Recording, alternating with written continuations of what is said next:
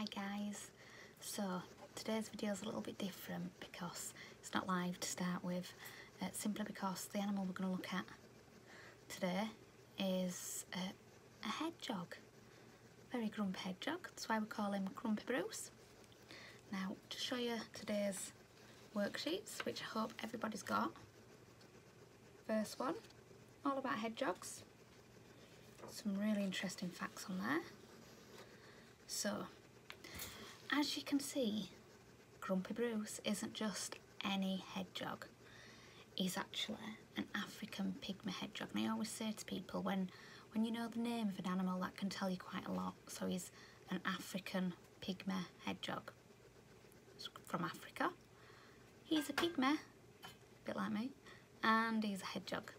So he's covered in these spines. But you can also see it's quite light in colour, perfect for camouflage in Africa. And the big difference between an African pygmy hedgehog and the European hedgehog, the hedgehog that you'd possibly see in your garden, is the colour, the size, and for the plain fact that our hedgehogs, the European hedgehogs, hibernate through the winter. It's really, really important that Bruce does not hibernate. If he was to try and hibernate, that could possibly kill him. So it's really, really important we keep them at a constant temperature of around about 20-21 degrees. Can drop a little during the night, but not too much. Now, to show you the gabbard, he is very grumpy, hence the name Grumpy Bruce. But when he does eventually come out, he has been walking around a little bit, but because I've started talking, he's not been very responsive. I'm sure he'll be fine. But I thought I'd have done him a favour, kind of bringing him out at night rather than pestering him during the day.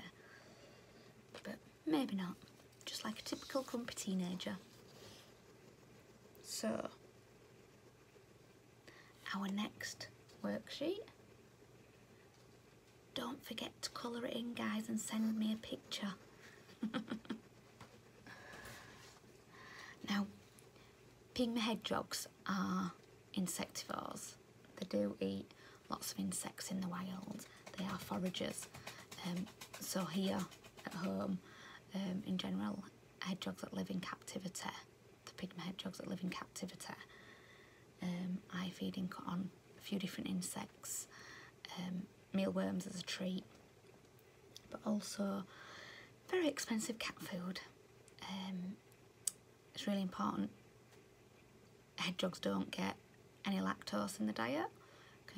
It would really upset the tummy, but also fish as well, and fish oil. So in general, the hardest thing is looking at all the ingredients of a food and making sure it's got no fish oil in it, because again, that will really upset his tummy.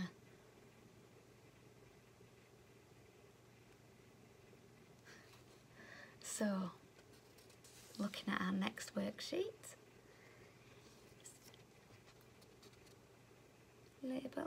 Labelling. So our first label would be the long snout. Not that you can see. Long snout for sniffing out food.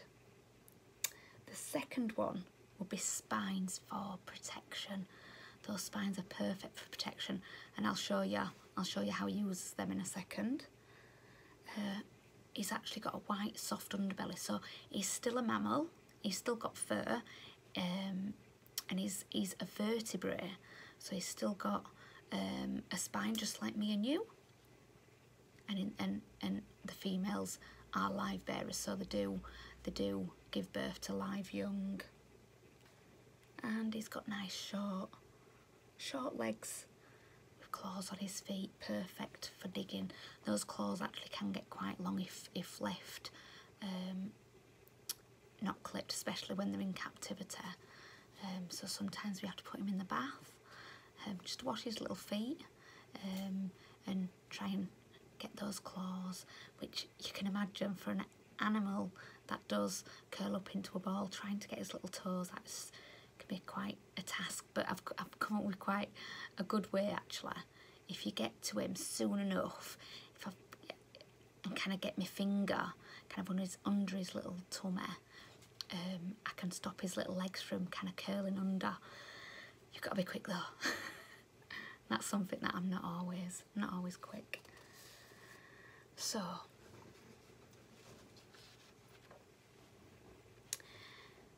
the hedgehog's natural diet will consist of insects mainly in the wild, because obviously when they're in the wild they don't get access to what we would feed them on in captivity.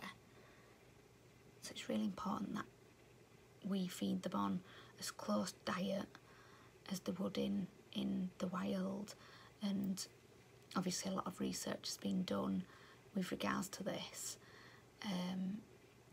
and yeah, obviously the cat food is perfect for the kept hedgehogs. There's so many hedgehogs in rescue. It is really sad actually, because obviously being a hedgehog, they don't have control of their bowels, so they as they walk they just wee and poo all over, and it is pretty gross. But they're also really smelly, kind of, yeah, probably one of my most messiest, along with a ferret.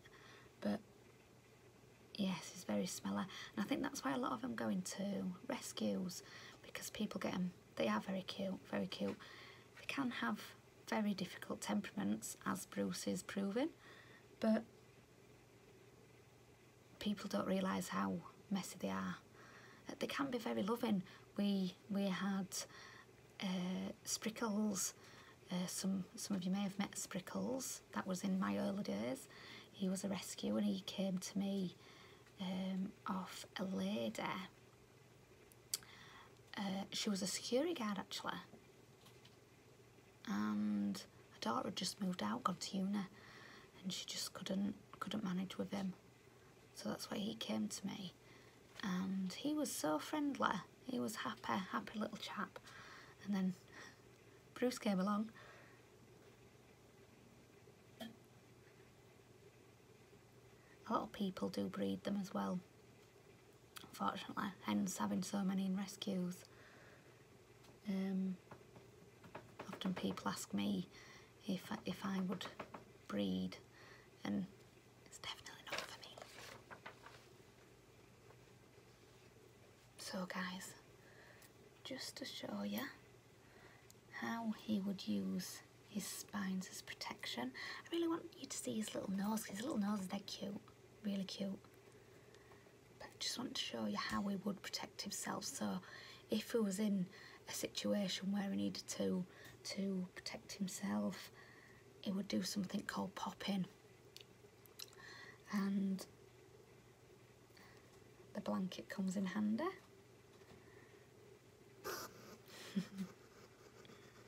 Sorry darling, but you can see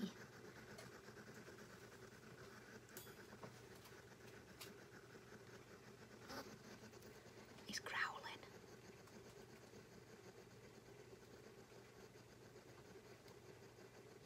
He likes his own company, let's say.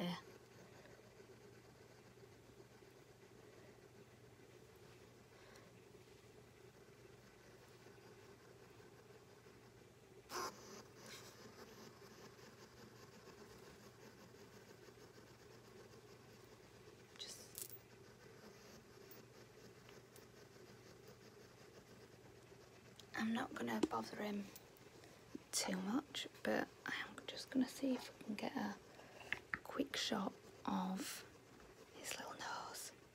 So just bear with me for a second. Rango. Not like getting in on the picture. So let's have a look, see if we can get his little nose for you.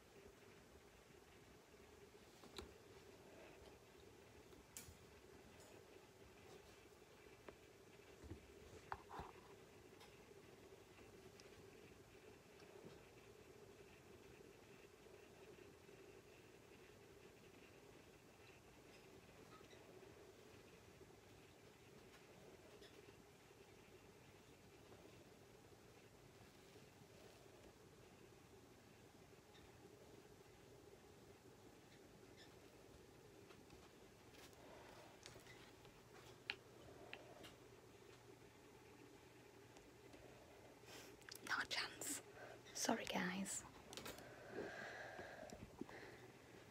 The joys. So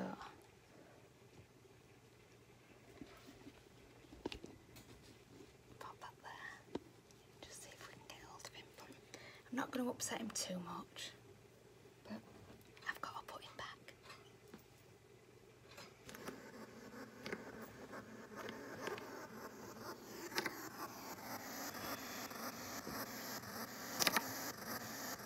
He's very cross. Night-night, Bruce. Night-night, boys and girls. Hope everyone has a fantastic day.